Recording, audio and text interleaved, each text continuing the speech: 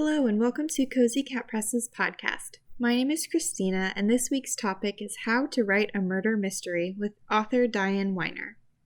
She has recently published The Sinister Course, a Sugarberry Falls mystery. Be on the lookout for the next installment of the Sugarberry Falls mystery series and be sure to get a copy on Kindle or paperback via Amazon.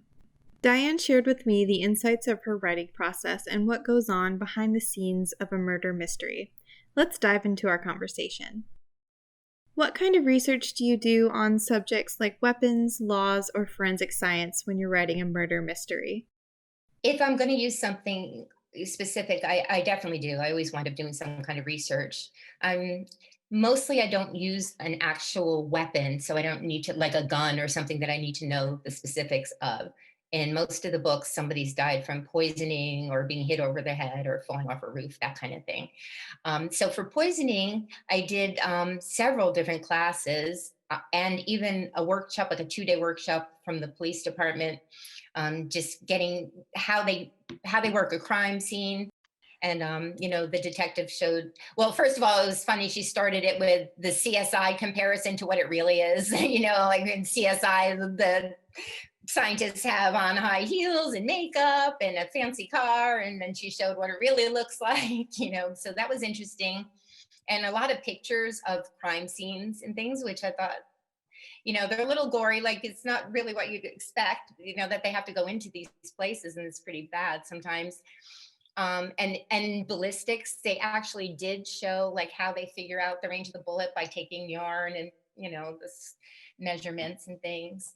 So yeah, that was really, really interesting. So, and the one on poisons was just, the different things you can use and how you don't really need to go buy a poison. There's so many things in your house that you could use. So I've definitely researched that. My son is a doctor and I have a friend who's a pharmacist. So a lot of mine have to do with they use the drugs to kill the person or whatever. So I definitely check with them about whatever drug I'm using. And then like, I'll just sit there and look up a law. Like in the last book, Maddie was trying to learn how to drive. So while I'm typing and working on my book, I have the phone and then I'm like, okay, what's the driving age in Vermont? What's the age to get a permit? So I do a lot of that kind of research too. What are your tips for writing a murder mystery, such as how do you come up with plot twists and the act of murder itself? I don't know. It's usually like a vision of, not like a psychic vision, but like I picture the crime scene. That's kind of usually how it starts. Like I pictured, Henry going to this bungalow and finding the guy on the floor. Or in one of the other books, I pictured them being at a crafts fair and somebody falling from the roof. So it usually starts like that. And I don't right then usually know who the murderer is, but starting with that, I'll mark out. I usually 5 is my general suspects, usually 5 people, and I'll mark it, figure out what their motives might be, and I start working from there, kind of working from inside out. And then I sort of have a structure of thirds. So, like in the first third, they usually go through maybe 2 subjects, 2 of the suspects, and then there'll be some kind of a plot twist, which can be they find out somebody who isn't who they thought they were, or somebody died. The person they thought was the murderer is dead, that kind of a thing. And then it goes on, and then go through another maybe 2 suspects in the middle. And then in the middle, you always need something to keep it going. So I toss in some things where the sleuth is in danger. I've had them in all 3 series, different things like locked in a greenhouse, or my best one was in my Susan Wiles series when she was she was put in a dog kennel, like a wire kennel, and they had these really mean dogs on like a pulley, and every hour they got closer. So you had that tension of when is she going to get, rescued. So I try to put in some of that to keep it going. And then of course the last third is, the big, figuring out the last part of it, the reveal. And then you always start with something friendly as a cozy, a nice scene. Well, except for this last one, they really kind of started right with the murder, but the end usually brings everything together. Everybody's happy sitting around at the inn or something like that. Yeah, I guess that's it. As you go along, you have to keep upping the stakes. and you have to be clear about why is the sleuth even involved in this whole thing. So it's a friend, or in this last book, it was her husband, that was being accused of murder. Somebody's in danger, their daughter was in danger, that was the motivation. I kind of am one of these people that really like structure to a certain degree. So I kind of, have that process. I don't outline like every little sentence or anything. I started out doing more of that, but I start like on a piece of paper, mapping, like I'll go horizontally with a line, and then I'll mark like the thirds, and then I'll put like which suspects are in each one, that kind of thing. I just got this new software from Plotter, so I'm playing around with that. I'm not really a tech geek at all, but to keep there, you can put that, and then you can switch things around. Anyway, but yeah, that's how the process is worked out. And I always start by lying on my bed with my notebook to figure out like the scene and all the little suspects, before I actually have to get up and sit at a computer and do it all. So that's kind of my process. The characters do take over, like where you're going with it and you're writing, and then in your head you sort of just the characters kind of like the dialogue and all that kind of comes out if you know the characters. If I don't mean it to sound mystical because it's not, but that's kind of how it works. What are some key elements that make a good story? What keeps the story compelling and keeps the reader on their toes? You have to care about the characters, I think. They have to be likable enough, but also have like some kind of a flaw or fighting something. Like in one series, Susan, the sleuth, she's always fighting for her weight, and trying to get a healthy lifestyle and exercise and dragging her husband into it. And so she's always kind of like fighting with that. In the series of Sugarberry Falls, it's Emily thinking, am I really cut out to be a mother to this teenager? Am I doing a good enough job? And, so that's kind of her thing that she battles.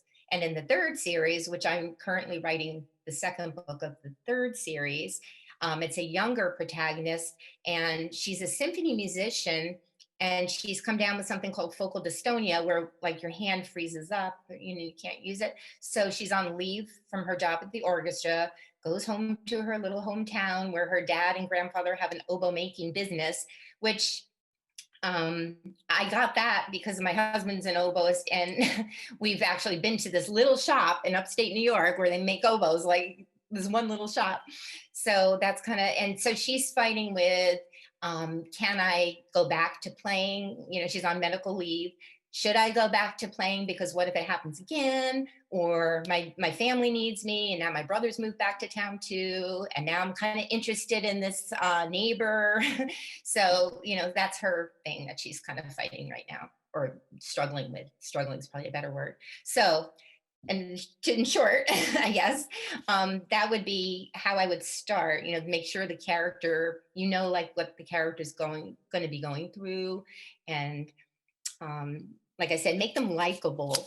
Like my first series that I wrote, I actually got people reviewing like, Susan is so nosy. How can she keep, how can she keep interfering with her daughters and, things, and which is good because then you can have a little character arc. So she's become a lot friendlier as it's gone on, So that's another thing too. You want them to have some kind of a change, something that they're working toward that so shows growth.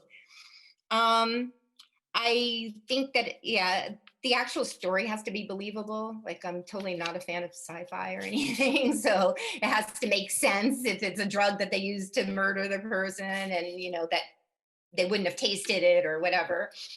And the murderer, I always want it to be a surprise, but I want, like, if you know the ending, if you go back and read it, you'll be able to see where the clues are. So it makes sense. It's not like, I hate when people do something like totally out of the blue, like somebody just comes in the last chapter and they're the murderer. So, and also keeping it going, even though it's a cozy, like I said, having enough action sprinkled in that's a little bit suspenseful, to keep it moving. So I think those are, and I love a really good plot twist. I really do. Those are sometimes hard to keep coming up with, like something that's really going to surprise somebody that they haven't seen before. That's pretty hard. So I guess that would be my list of what it would be. even like I've been to hear different authors. Like I remember I went to hear Tess Garrison. She did, the book set turned into the Rizzolian Isles TV series back a while ago. And she said, there's nothing new under the sun. You just, you don't always have to try to be so original. You can take a story it's been done. And if you go in a bookstore and you just keep taking the books out and looking at them, it's the same things over and over. It really is, but you still buy them and you still read them. So I think I need to just kind of accept that I'm not always going to have something totally original. What are places that you draw inspiration from? Sometimes a character like my daughter-in-law's mother, just kind of like a person might inspire something. She inspired this kind of a hippie-ish kind of character in one of the books. The news, like a lot, honestly. It's just hearing news stories or reading it in the newspaper. That's probably my biggest thing.